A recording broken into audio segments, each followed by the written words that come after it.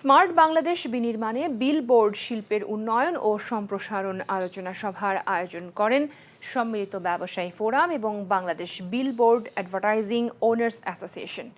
রাজধানীর পুরানা পল্টনের একটি রেস্টুরেন্টে উন্নয়ন ও সম্প্রসারণ শীর্ষক এক আলোচনায় সভায় বিলবোর্ড শিল্পের জন্য অবিলম্বে বিজ্ঞাপন নীতিমালা তৈরির আহ্বান জানান তারা।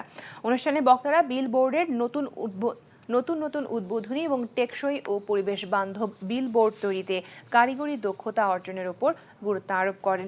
পাশাপাশি স্থানীয় সরকার মন্ত্রণালয়কে বিজ্ঞাপন নীতিমালা প্রণয়ন করে একটি বিশেষ গ্রুপের একচেটিয়া বিজ্ঞাপনী ব্যবসা বন্ধ করার বিষয়ে জোর তাগিদ দেওয়া হয়। অনুষ্ঠানে উপস্থিত ছিলেন রূপায়ণ গ্রুপের চেয়ারম্যান মোহাম্মদ লিয়াকত আলী খান মুকুল, বাংলাদেশ বিলবোর্ড অ্যাডভার্টাইজিং ওনার্স অ্যাসোসিয়েশনের সাবেক সভাপতি হাজী মোহাম্মদ রাশেদ সহ অ্যাসোসিয়েশনের সদস্য ও ব্যবসায়ী নেতৃবৃন্দরা।